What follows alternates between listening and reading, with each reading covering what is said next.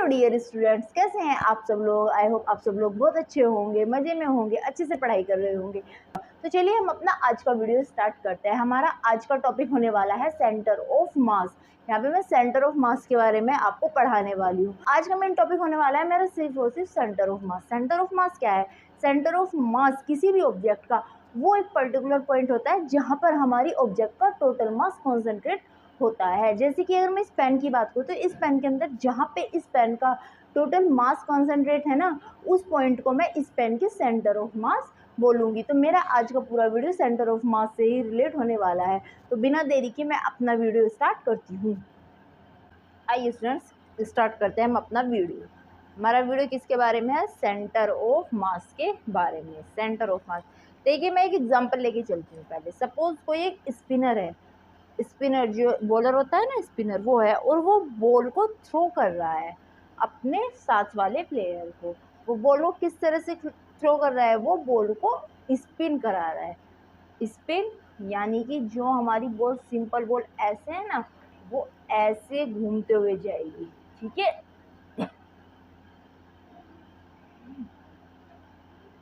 जब हमारी ball spin करती है तो वो सीधी ऐसे या फिर ऐसे ना जाके पैराबोलिक पाथ पे जाती है।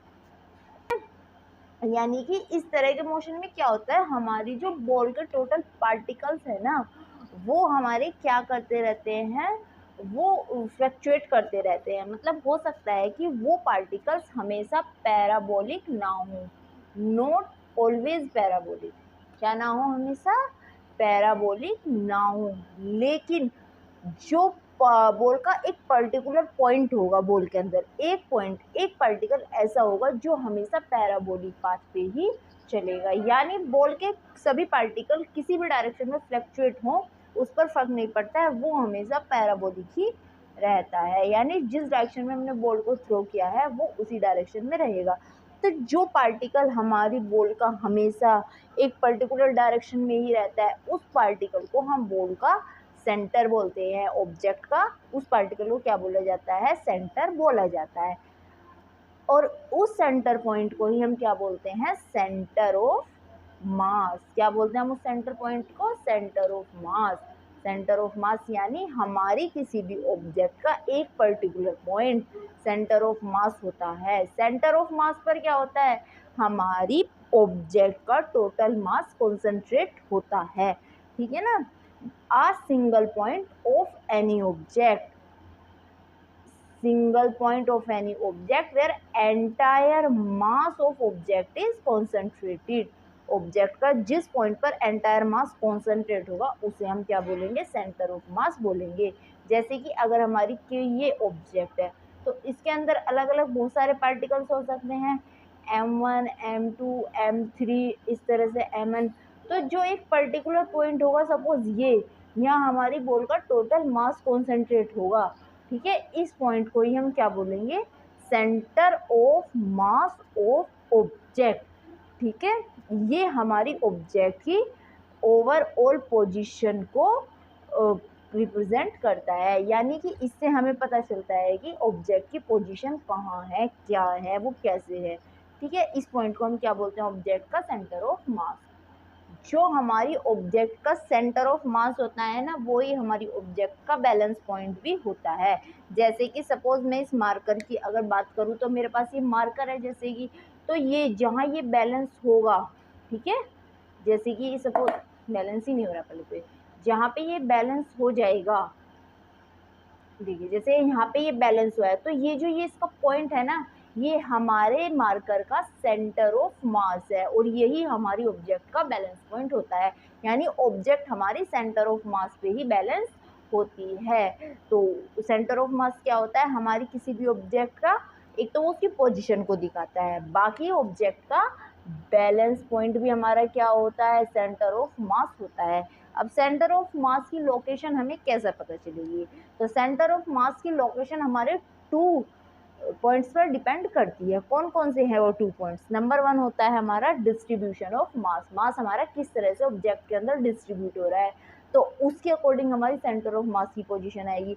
दूसरा शेप ऑफ मास, मास किस शेप में है, ठीक है, सर्कुलर है, रेक्टेंगुलर है, ओवल है, तो जिस तरह से वो मास डिस्ट्रीब्यूट हो रहा है उसकी क्या शेप है वो उस पर भी डिपेंड करेगा। सपोज हमारी कोई ऑब्जेक्ट है स्क्वायर शेप में आ रही है, यानी कि उसका जो मास है वो कैसे डिस्ट्रीब्यूट हो रहा है, स्क्वायरली डिस्ट्रीब्यूट हो रहा है। इसी तरह से अगर किसी ऑब्जेक्ट के अंदर मास हमारा सर्कुलरली डिस्ट्रीब्यूट होगा तो उसकी शेप हमारी सर्कुलर आ जाएगी। तो सेंटर ऑफ मास हमारा कैसा होगा, अभी सर्कल पे ही डिपेंड करेगा कि उस सेंटर ऑफ मास हमारा किस टाइप का होना है। ठीक है, जैसे कि इसमें दिया centre of mass move always in given direction. मैंने आपको बॉल के एग्जांपल से बताया था कि बॉल के अंदर एक पर्टिकुलर पॉइंट ऐसा होता है जो फ्लक्चुएट नहीं करता है, जिस डायरेक्शन में हम बॉल को स्पिन करा रहे हैं वो उसी डायरेक्शन में जाएगा, तो वो क्या होता है हमारा सेंटर ऑफ मास। तो centre of mass always move in a given direction. Centre of mass is always independent to gravity. जो हमारी ग्रेविटी होती है ना, ग्रेविटेशनल फील्ड, इस पर हमारा सेंटर ऑफ मास डिपेंड नहीं करता है, यानी वो हाई हो या फिर वीक ग्रेविटेशनल फील्ड हो, सेंटर ऑफ मास पर कोई अफेक्ट नहीं पड़ता है। यानी जो सेंटर ऑफ मास है वो वही पॉइंट रहेगा, वो फिक्स ही पॉइंट रहेगा। ठीक है, इसके बाद इसकी एप्लीकेशंस आती हैं और इसकी कैरेक्टरिस्टिक्स आती हैं। अभी हम इन सबको पढ़ने से पहले हम पढ़ेंगे mathematical representation of centre of मास। हम सेंटर ऑफ मास को मैथमेटिकली किस तरह से रिप्रेजेंट करते हैं, तो चलिए आइए हम पहले इसकी डेरिवेशन देख लेते हैं। सपोज मेरे पास ये कोई ऑब्जेक्ट है, क्या है ये, कोई ऑब्जेक्ट है, किसी भी शेप में हो सकती है, ये हमारी शेप किसी भी टाइप से हो सकती है। इसमें नंबर ऑफ पार्टिकल मैं मान लेती हूँ n है। लेट नंबर ऑफ पार्टिकल कितने हैं, number of particle is equal to n। कितने हुए नंबर ऑफ पार्टिकल, n है। ठीक है, किसी भी ऑब्जेक्ट के अंदर नंबर ऑफ पार्टिकल n है, जिनका मास क्या है, अलग अलग हो सकता है। क्या क्या हो सकता है, m1 m2 suppose and shown mi। ठीक है, ये m1 है, ये m2 है, ये mi है। ठीक है, इस तरह से हमारे नंबर ऑफ पार्टिकल्स हो सकते हैं। अगर मैं इन पार्टिकल्स को कोऑर्डिनेट एक्सिस पे दिखाना चाहूँ तो क्या होगा, सपोज यहाँ पे मैं मान लेती हूँ इसका ओरिजिन, ठीक है, या फिर हम यहाँ से लेते हैं ओरिजिन ओ, तो ये हमारी एक्स एक्सिस हो जाएगी, ये वाई एक्सिस और ये जेड एक्सिस हो जाएगी हमारी। ठीक है, इसमें हमारे कितने पार्टिकल्स हैं, n पार्टिकल्स कितने हैं, n। ठीक है, तो यहाँ पे हम क्या मान लेंगे, यहाँ है कोई पर्टिकुलर पॉइंट, इस पे क्या है एक्स वाई जेड इसके एक्सिस होंगे। सपोज मैंने माना ये पार्टिकल है मेरा, पार्टिकल आई, तो इसके कोऑर्डिनेट्स कितने हो जाएंगे हमारे, जिसका मास कितना है mi। ऑलरेडी बोल चुकी हूँ ना इनका मास क्या है, फर्स्ट पार्टिकल का m1, सेकंड का m2, इस तरह से ith पार्टिकल का मास कितना है mi। Mass of ith particle कितना है, ith पार्टिकल का मास mi। ठीक है, इसके कोऑर्डिनेट्स क्या होंगे, सपोज इसके कोऑर्डिनेट्स हैं xi, yi और zi। ठीक है, इसके कोऑर्डिनेट्स क्या हैं, xi, yi और zi। ठीक है, अब मुझे क्या निकालना है, इस पार्टिकल का centre of mass. Centre of मास निकालने के लिए हम क्या करते हैं, तो टोटल मास पहले हम निकालेंगे ऑब्जेक्ट का total mass. Total mass of object, इसमें जितने भी पार्टिकल है उनका टोटल मास कितना है, कैपिटल M। ठीक है, सपोज अब अगर मैं mi पार्टिकल की बात करूं, mi मास के पार्टिकल की अलोंग एक्स एक्सिस, इसके अलोंग अगर मैं जो सेंटर ऑफ मास निकालना हो mi पार्टिकल का, तो उसमें कैसे निकलेगा, सेंटर ऑफ मास जो होगा वो हो जाएगा कैपिटल X। ठीक है, एक्स एक्सिस के अलोंग क्योंकि हम बात कर रहे हैं, और वो कैपिटल X क्या होगा, mi xi। ठीक है, जो हमारा ith पार्टिकल है, क्योंकि हमने ith पार्टिकल की बात की है ना, तो ith पार्टिकल का मास मल्टीप्लाई उसकी जो कोऑर्डिनेट पोजीशन है एक्स एक्सिस के अलोंग, उस वक्त वो जिस पोजीशन में है उसकी मल्टीप्लाई कर देंगे, समीशन कर देंगे इसका। यानी जितने भी पार्टिकल उस पोजीशन पे आएंगे उन सबको हम ऐड करते चले जाएंगे, क्योंकि हमें पूरे सिस्टम का वो निकालना है ना, क्या, सेंटर ऑफ मास। तो पूरे सिस्टम के लिए हमें समीशन करना पड़ेगा इसका। ठीक है, कि आई का 1 2 3 इसका कहाँ से हो जाएगा, समीशन 1 to n। क्लियर है इतना स्टूडेंट्स, हमने समीशन क्यों किया, क्योंकि जब हमने ith पार्टिकल की भी बात की तो वो mi xi हो गया। ठीक है, लेकिन अगर हम कंप्लीट ऑब्जेक्ट की बात कर रहे हैं तो उसका समीशन निकालेंगे ना, centre of mass along x, और इसको डिवाइड कर देंगे हम टोटल मास से, जो ऑब्जेक्ट का हमारा टोटल मास है उससे डिवाइड कर देंगे। तो इस तरह से हमारा x की वैल्यू कितनी आ जाएगी, 1/m summation i is equal to 1 to n mi xi। ठीक है, इसी तरह से हम y के अलोंग निकाल लेंगे। y के अलोंग कितना आ जाएगा, y is equal to 1/m summation i is equal to 1 to n mi y। Okay, इसी तरह से हमारा क्या निकल जाएगा, z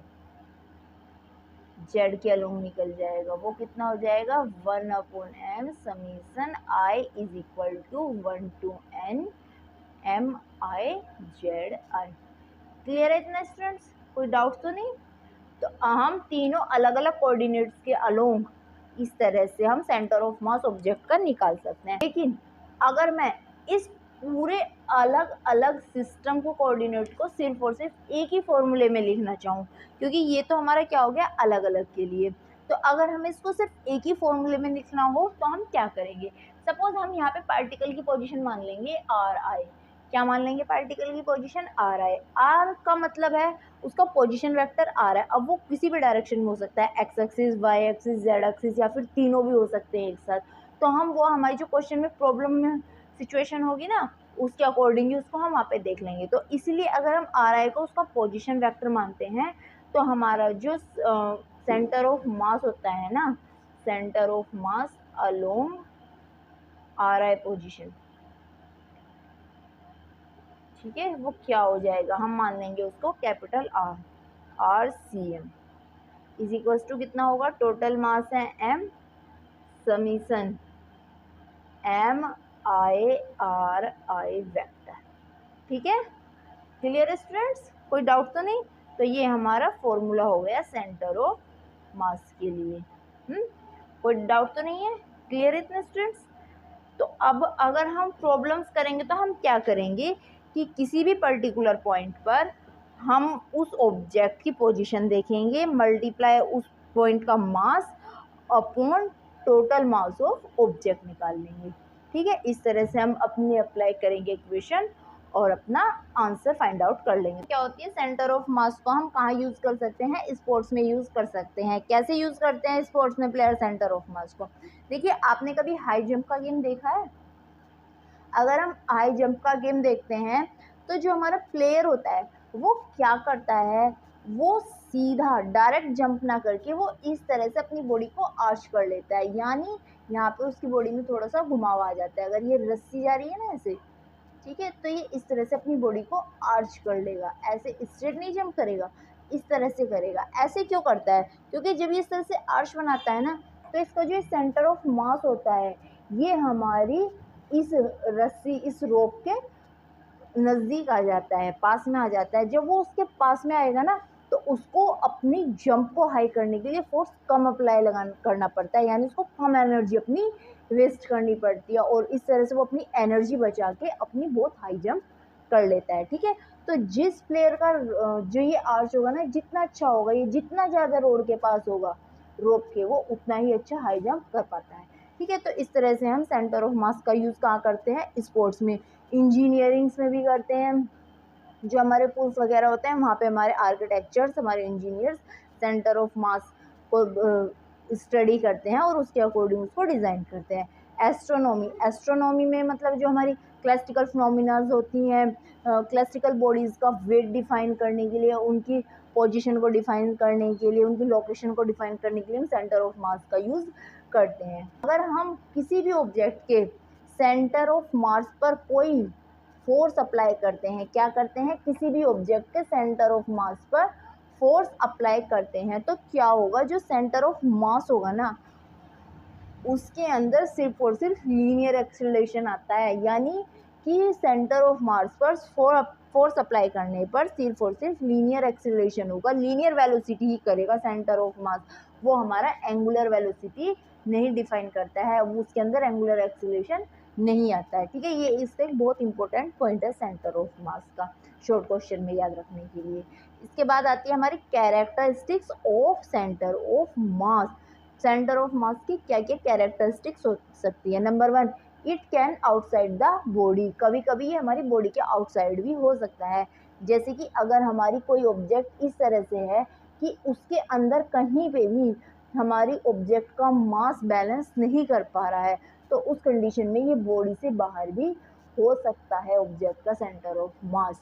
ठीक है, जरूरी नहीं है कि ये बॉडी के अंदर ही हो। ठीक है, it can be outside the body. For uniform object, जो हमारी यूनिफॉर्म ऑब्जेक्ट होती है यानी कि हर तरफ से यूनिफॉर्म होती हैं, अलग शेप नहीं होती है उनकी, उनका जो सेंटर ऑफ मास होता है वो ज्योमेट्रिक सेंटर होता है। कैसे होता है ज्योमेट्रिक सेंटर? सपोज मैं बात करती हूँ किसी सर्कल की, ठीक है, या फिर हम बात कर रहे हैं किसी स्क्वायर की। अब अगर मैं इसका ज्योमेट्रिक सेंटर की बात करूँ इन दोनों शेप्स का, कहाँ होगा? ये जो सेंटर ऑफ सर्कल होता है ये, इसी तरह से इसका ज्योमेट्रिक सेंटर मेरा कहाँ पे होगा? स्क्वायर का ये पॉइंट, या फिर किसी रेक्टेंगल की अगर मैंने बात कर ली तो इसका ज्योमेट्रिक सेंटर कहाँ होगा? यहाँ पे। तो जो हमारी यूनिफॉर्म शेप की ऑब्जेक्ट्स होती हैं, जिनकी शेप यूनिफॉर्म होती है, उन ऑब्जेक्ट का सेंटर जो होगा हमारा सेंटर ऑफ मास, वो उसका ज्योमेट्रिक सेंटर होगा। जो उसका एक्चुअल में सेंटर मानेंगे ना, अगर हम उसको देखने पे कि इसका सेंटर है, वो उसका सेंटर ऑफ मास होता है। Moves under the influence of external force. Centre of मास हमारा एक्सटर्नल फोर्स के इन्फ्लुएंस में मूव कर सकता है, और जब सेंटर ऑफ मास मूव करता है हमारी ऑब्जेक्ट भी मूव करती है। ठीक है। फॉर सिमेट्रिकल ऑब्जेक्ट्स, जो हमारी सिमेट्रिकल ऑब्जेक्ट्स होती है, सिमेट्रिकल ऑब्जेक्ट्स यानी कि अगर उनको हम हाफ पार्ट में डिवाइड कर दें तो उनके दोनों पार्ट सेम होते हैं, उनको हम सिमेट्रिकल ऑब्जेक्ट्स बोलते हैं। सिमेट्रिकल ऑब्जेक्ट्स के अंदर lie along the axis of symmetry, यानी जो हमारी एक्सिस है ना, ये सिमेट्री एक्सिस, इसी के अलोंग लाई करेगा हमारा सेंटर ऑफ मास, यानी इस लाइन पे। ठीक है, तो ये हमारी सेंटर ऑफ मास की कुछ कैरेक्टरिस्टिक्स होती हैं। आई होप आपको आज का टॉपिक अच्छे से समझ आ गया होगा स्टूडेंट्स, अच्छे से क्लियर हो गया होगा। मैं आपको अपनी नेक्स्ट वीडियो में मिलती हूँ, तब तक के लिए आप अच्छे से स्टडी कीजिए और मेरे चैनल को सब्सक्राइब कीजिएगा, ताकि मेरी वीडियो आते ही आपको तुरंत नोटिफिकेशन मिल जाए। Thank you so much for watching my video.